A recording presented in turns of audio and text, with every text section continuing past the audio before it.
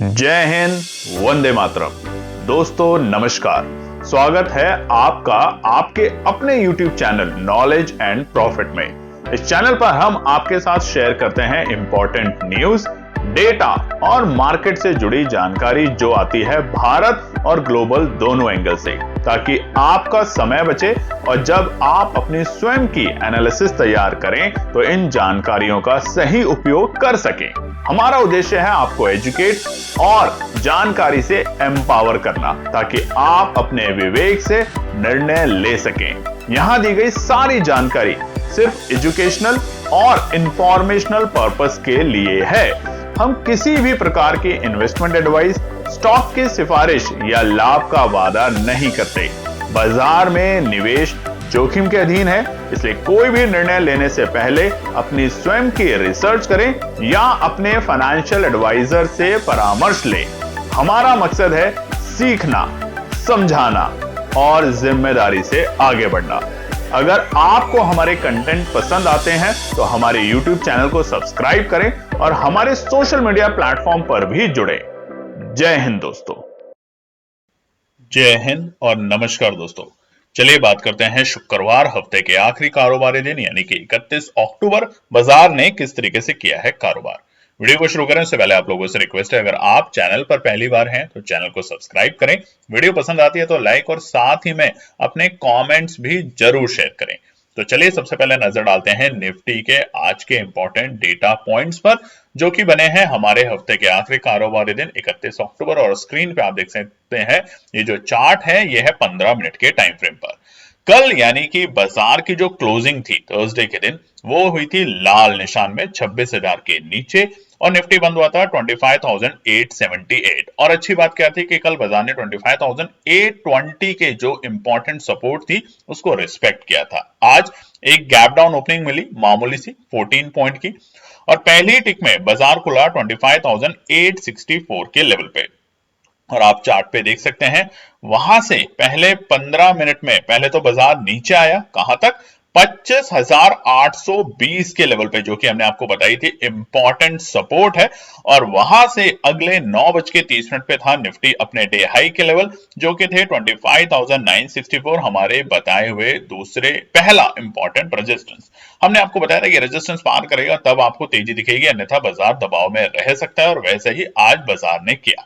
और उसके बाद आप देखेंगे जैसे ही बाजार ने 25,820 के आंकड़ों को यानी कि एक इंपॉर्टेंट सपोर्ट जो थी उसको ब्रेक किया, उसके बाद थोड़ी सी यहां पर जो डर का माहौल था वो और बढ़ा और निफ्टी के लिए 25,820 बना दोबारा एक रेजिस्टेंस सपोर्ट के बाद।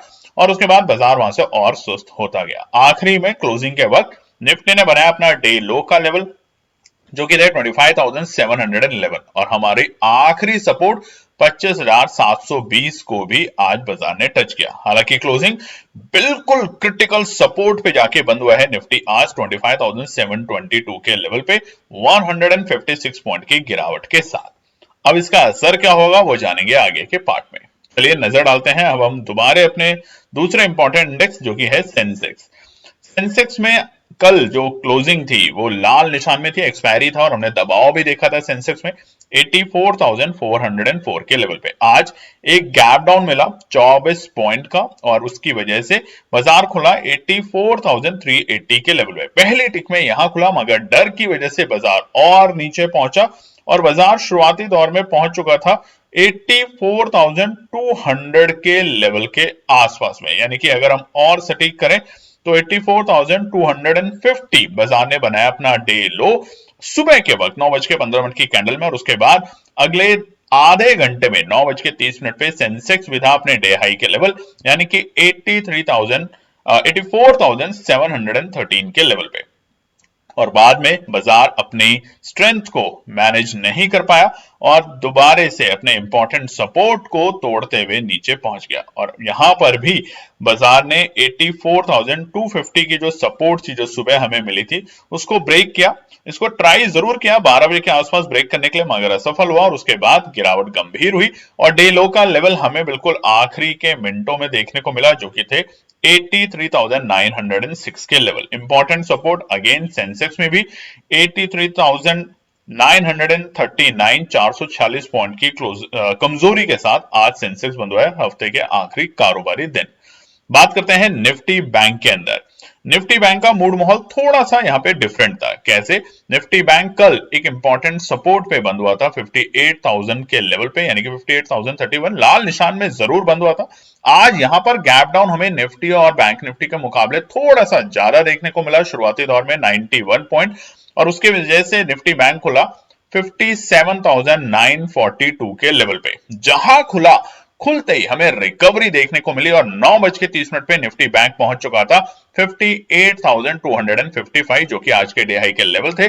आज चाहे निफ्टी हो, बैंक निफ्टी हो, सेंसेक्स हो, सब में हमें डे हाई 9:30 की कैंडल पर ही देखने को मिला और इंपॉर्टेंट रुकावट पे बाजार रुका और उसके बाद वहां से आई फिर से कमजोरी, और कमजोरी ऐसी कि लगातार निफ्टी बैंक गिरता गया और 11 बजे के आसपास निफ्टी बैंक था आज के अपने डे लो के लेवल, जो कि थे 57,657 के आंकड़े। हालांकि वहां से बाजार ने रिकवरी करने की कोशिश जरूर करी, दोबारा से एक बार 58,000 के लेवल को छूने की कोशिश करी, अटेम्प्ट करने की कोशिश करी, मगर असफल हुआ, जैसे हमने तमाम इंडेक्सेस में 12 बजे के आसपास देखा। और उसके कारण बाजार फाइनल क्लोजिंग देकर गया है 255 पॉइंट की गिरावट के साथ 57,776। तो आज हमें एक गिरावट लगातार इनफैक्ट 2 दिनों से देखने को मिल रही है निफ्टी और बैंक निफ्टी में, सेंसेक्स में, और वो है हमारा थर्सडे और शुक्रवार। और ये क्यों है, क्या इसके पीछे के लॉजिक्स हैं, क्या बाजार ऐसे रिकवर करेगा अपने इंपॉर्टेंट सपोर्ट से, ये सब जानेंगे आगे के पार्ट में। तो चलिए अब नजर डालते हैं कुछ इंपॉर्टेंट डेटा के ऊपर। सबसे पहले की डेटा पे बात कर लेते हैं तो यूएस डॉलर इंडेक्स बिल्कुल सपाट है 99.54, मगर वहीं पर रुपए में दोबारा से आज कमजोरी होते हुए देखने को मिली और हम अपने ऑलमोस्ट अपने ऑल टाइम लो के लेवल के बहुत करीब आ चुके हैं। और ये एक सबसे बड़ा कारण था आज बाजार में अस्थिरता का। बाजार बार बार एक अच्छी स्मॉल गैप डाउन के साथ जो रिकवरी मिली, उस रिकवरी को सस्टेन नहीं कर पाया और गिरावट बढ़ती गई। वहीं पे सोने चांदी में हमें लगातार आज दूसरे दिन हल्की सी तेजी देखने को मिल रही है, जो कि हमें इस हफ्ते एक कमजोरी देखने को मिली थी सोने चांदी में, वापस से वो रौनक वहां पे लौटते हुए देखने को मिल रही है। कच्चे तेल में एक हल्की सी नरमी देखने को मिली, मगर वहीं पे निफ्टी विक्स आज थोड़ा सा वोलेटाइल हुआ। और हालांकि बहुत दिनों से हम देख रहे थे 10 और 11 और 11:30 के बीच में निफ्टी विक्स चल रहा था, वो बढ़कर 12:15 तक पहुंचा है आज के दिन, यानी कि वोलेटाइल हो सकता है आने वाले दिनों में बाजार। अगली बड़ी खबर बाजार को गिराने के पीछे जो थी गैप डाउन ओपनिंग और उसके बाद जो सुस्त रहा पूरे दिन माहौल, वो था एफआईआई के बिकवाली के दूसरे बड़े नंबर। कल यानी कि बृहस्पतिवार के दिन हमने देखा फिर से एफआई ने बिकवाली करी है 3,000 करोड़ से ज्यादा की। वहीं पे उसके विपरीत एफआईआई के विपरीत डीआईआई ने खरीदारी जरूर करी, मगर ये जो बिकवाली के 2 लगातार दिन जो नंबर आ रहे हैं बड़े बड़े, बुधवार को आया फिर उसके बाद बृहस्पतिवार को आया, इसकी वजह से डर का माहौल भारतीय बाजारों में देखने को मिला और प्रॉफिट बुकिंग हमें लगातार ऊपरी स्तर पे देखने को मिल रही है। ये सबसे बड़ा एक और कारण था आज के बाजारों में दबाव आने का। बात करते हैं सेक्टर स्पेसिफिक, तो आज अगर आप स्क्रीन पे देखेंगे तो तमाम सेक्टरों में हमें गिरावट देखने को मिली। सबसे ज्यादा जो बड़ी गिरावट के साथ आज कारोबार करते देखने को मिले वो थे हमारे मीडिया सेक्टर, उसके बाद हमारे मेटल सेक्टर, उसके बाद हमारे प्राइवेट बैंकों में भी हमें गिरावट देखने को मिली, हेल्थ केयर में गिरावट देखने को मिली, एफएमसीजी सेक्टर में गिरावट देखने को मिली। जो एक हरे निशान में थे वो सिर्फ 2 सेक्टर थे, पीएसयू बैंक और ऑयल एंड गैस। इसीलिए बैंकिंग क्षेत्र ने दोबारा से 58,000 पर जाने की आज ट्राई करी, वापस जब बाजार अपने डे लो पे पहुंचा वहां से दोबारा अटेम्प्ट किया 58,000 पर, मगर सस्टेन नहीं कर पाया। ओवरऑल आज का जो बाजार था थोड़ा नेगेटिव रहा। अगर हम प्राइवेट बैंक की बात करें स्पेशली, जिसमें हमें एक अच्छी खासी पिटाई होते हुए देखने को मिली, उसमें आईसीआईसीआई और एचडीएफसी दोनों ने 1% से ज्यादा की गिरावट दिखाई। वहीं पर हमारे सरकारी बैंकों में पीएनबी ने तकरीबन 2.25% की तेजी दिखाई, जेएनके में तकरीबन आधे % की, फेडरल बैंक में आधा पौना % की तेजी, बैंक ऑफ इंडिया में भी तकरीबन पौना % की आज हमें तेजी देखने को मिली। मगर उसके अलावा और जो पर्टिकुलर सेक्टर थे वहां पर आज हमें शुरू से ही दबाव देखने को मिला। बात करते हैं अब हम ग्लोबल मार्केट की, तो यहां पर जापान के मार्केट ने आज फिर से नया रिकॉर्ड स्तर बनाया और जापान का मार्केट 2.25% की तेजी के साथ बंद होते हुए देखने को मिला। वहीं पर एशिया के बाकी मार्केट, अगर हम चाइना में बात करें तो 1 से 1.25% की गिरावट देखने को मिली शंघाई के मार्केटों में, और हांगकांग के मार्केट भी तकरीबन 1.5% की गिरावट के साथ कारोबार करते हुए देखे गए। अमेरिका के कल बाजारों में हमें हल्की सी गिरावट डॉ जोन्स में और नैस्डैक में तकरीबन 1.5% की गिरावट देखने को मिली। वहीं पे इस वक्त यूके के मार्केट भी आधे % की दबाव के साथ कारोबार कर रहे हैं। अब ये जो हो रहा है, देखिए बाजार में क्यों हो रहा है, इसके पीछे के ग्लोबल कारण क्या है, वो सिर्फ एक प्रॉफिट बुकिंग पूरे विश्व में इस टाइम चल रही है छोटे मोटे लेवल पे। अन्यथा फिलहाल हम ये कहेंगे कि भारतीय बाजार जिस लेवल पे बंद हुए हैं वो बहुत इंपॉर्टेंट और क्रूशियल सपोर्ट के लेवल है। अगर बाजार को रिकवर करना है, शार्प रिकवरी देनी है, तो ये बहुत अच्छा मौका बनेगा, अन्यथा यहां से बाजार वापस से रिवर्सल दिखा सकता है।